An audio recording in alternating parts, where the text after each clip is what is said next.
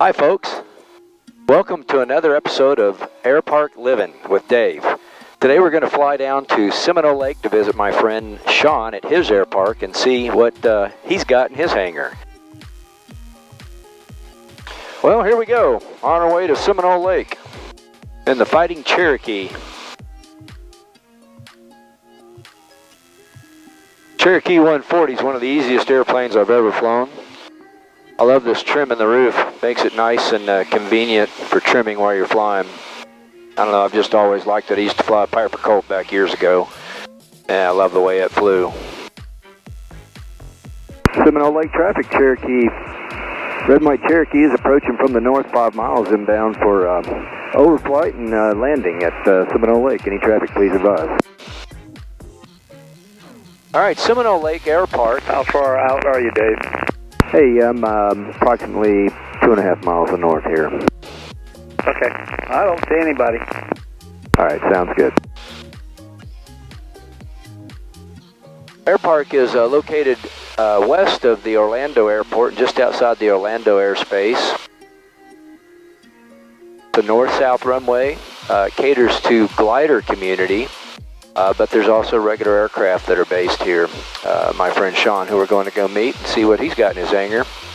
He lives here. I do believe there's a lot of fun flying activities that they do here. Approaching the airport. Just going to overfly it from north to south, then we'll turn around and land to the north. Seminole Lake, red and white Cherokee is at 500 feet, flying north to south. Going to overfly the airfield, then turn around and land to the north. We're coming up on the north end now, and we'll be flying right down the center line. Gentleman we're visiting, his house is on the left. The main glider port's out the right. Hey, remember, keep it under 250. I'm trying. The old Fighting Cherokee, it's fast.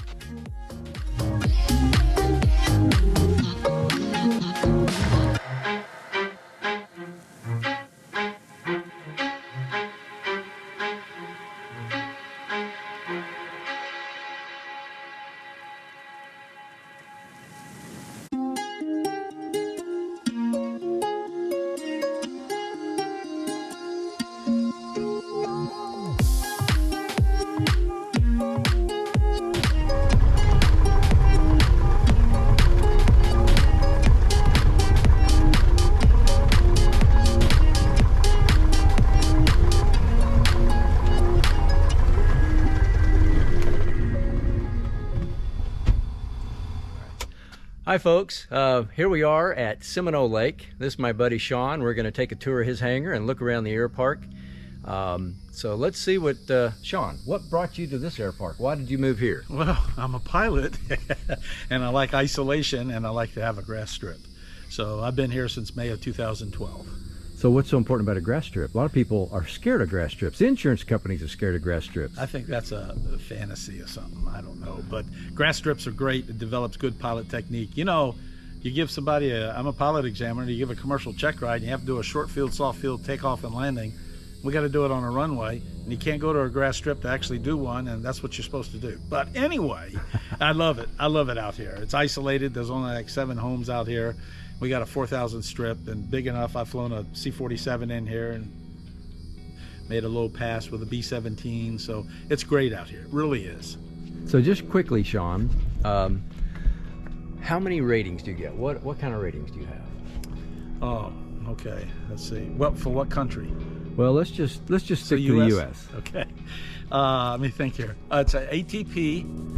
Basically ATP all ratings. Airplane single engine, land and sea, airplane multi-engine, land and sea, ATP, rotorcraft, helicopter. And then I do have one commercial rating, and that's in gliders. But I'm supposed to add another one in balloons. I bought 2 balloons and I need to add that. So that's what I have, and I have numerous type ratings. All right, awesome. Yeah. Well, give us a tour of your hangar. Let's see what you got. Well, we got a Firefly balloon here. This is a 77 with a 4.0 basket. This is the balloon here. 77 means 77,000 cubic feet. And this is a single burner. It's a 3 10-gallon tanks inside, made by Firefly. and all balloon baskets are usually wicker baskets. And this is a little trailer I developed that makes the recovery real easy. Coming over here is a black Mercedes. It's a real old one. This is a 1979, 74 or 79 Super Cub 160 on Amphibs, on whip line floats, whip air floats. Well, that is pretty. 2100s. It's a working hangar, so it's kind of. And I used to have a T6, but it's gone. So this is another Super Cub. This one's for sale. It only has 1,700 hours on it. Has vortex generators. Has an extended baggage compartment. It's an all-up increase of 200 pounds. Great little airplane. It's for sale, and the owner is Mike Fuller. He lives on the other side. And then we got a 1943 E75 Stearman with a 985 on it. That's the big engine, 450 horsepower. And it used to be a Duster. And open cockpit. We wear the headsets as you see up there. You know, I've never had a ride in a Stearman my whole life. We're gonna fix that. We're gonna fix that.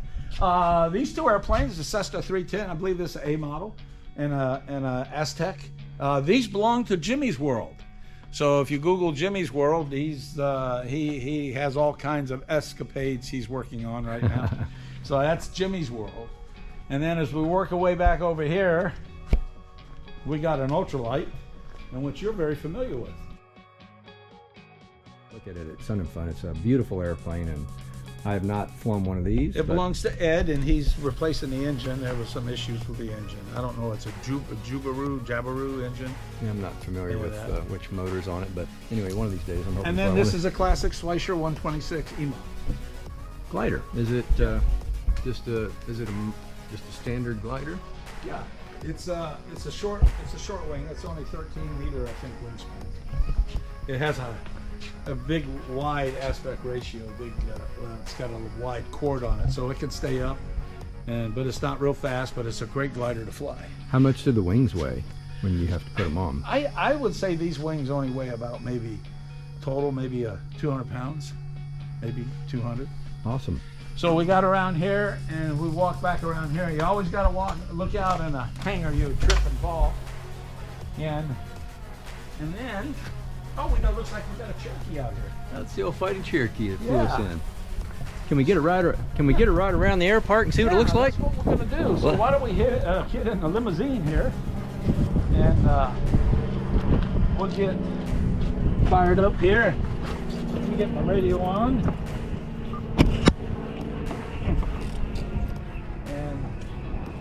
Turn around and drive around Seminole Lake GLIDERPORT, which is identifier 6FL0.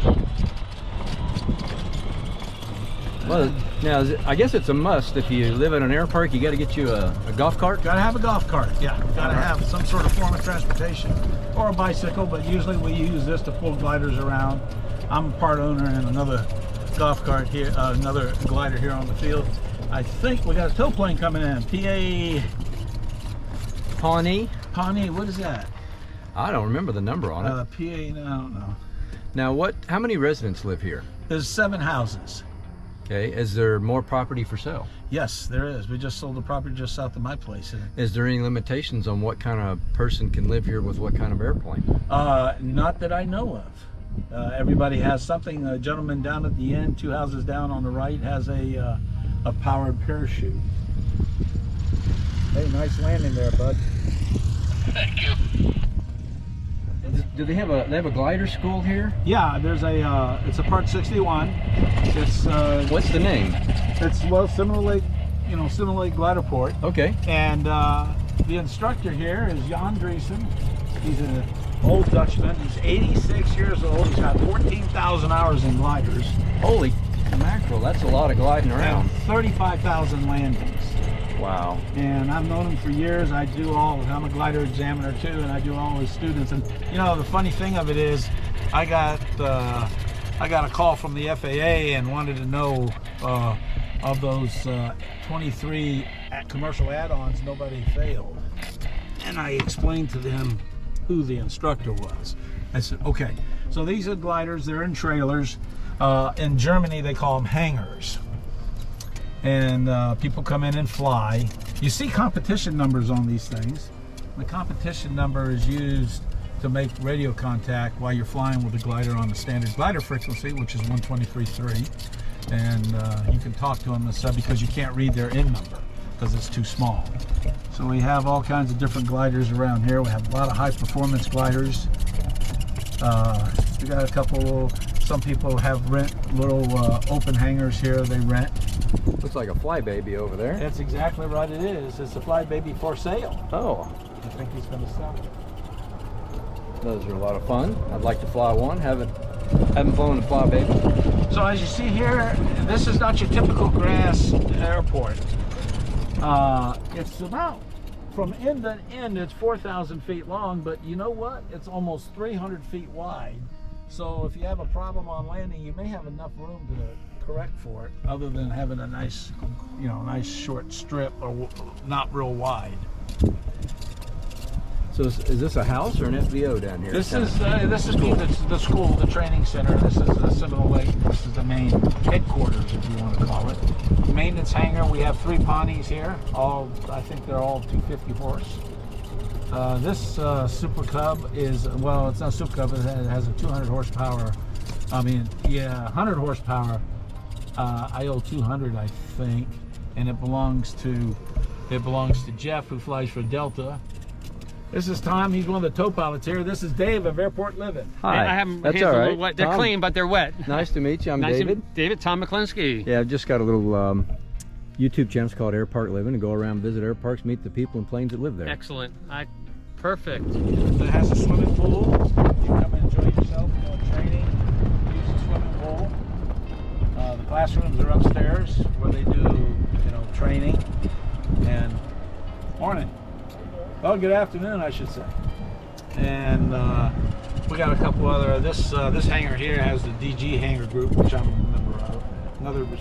Another tow plane here, and all our tow planes have transponders and ADSB. As we come down this way, this is the owner's residence that owns the airport. The airport is for sale. And, I can't imagine what that would be. well, I think he's asking about 2.8 million, but it comes with a lot of stuff. So this is the 1836 runway. These are some of the training gliders we have here: L23 and Twin Steer and Grill 103.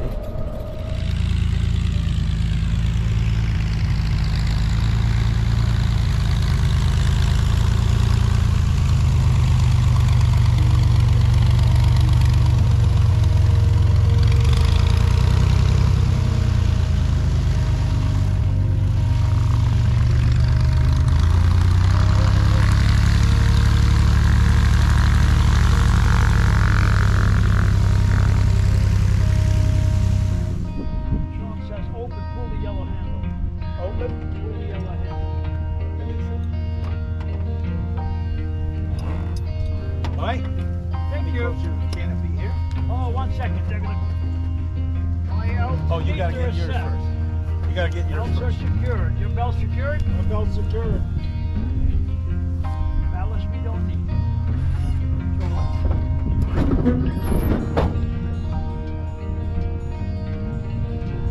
We are connected. My chemistry will be loaded first. Sean will start.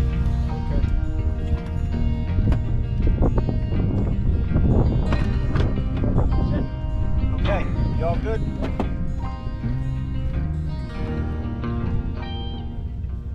So now I wait for a thumbs up from the thumbs up. There we go.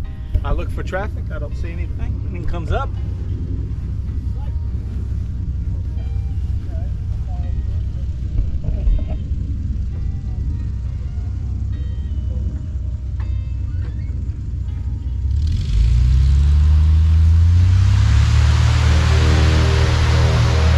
So the rudder waggle means the glider pilot will do a rudder waggle, and then the tow pilot acknowledges it. That means you're ready for takeoff. Or if you have a radio, you say tow plane glider ready to go. One of the maneuvers you do is around 200 or 300 feet, the instructor will pull the rope. So now you got to do a 180-degree turn to come back in. Now, is the glider, which position must he maintain behind the tow plane? He maintains a high tow position. So he's higher than the tail of the airplane? He's higher slightly of the tow plane. You'll see it there. See how it looks? Yeah. So the tow plane's on the horizon and the glider is just a little higher than that. Okay. There's a low tow position. That's usually done for long cross country, but you extend the rope length double to 400 feet versus 200 feet. So they'll come over the airport and he's going to do a ride and come back in. So that's Seminole Lake GLIDERPORT. 6FL0, 123.3, has a field elevation of 120 feet, and runways 36 and 18. And all fixed wing pattern or power traffic flies on the west side of the airport because the gliders fly all on the east side. Oh, nice. That's good information. Yeah, east side. So remember, the gliders always have the right of way because they're unpowered, especially a glider being towed has a right of way all over aircraft except an airship or a hot air balloon. I think it's airship then a hot air balloon. The least maneuverable. So that's it. Seminole Lake GLIDERPORT.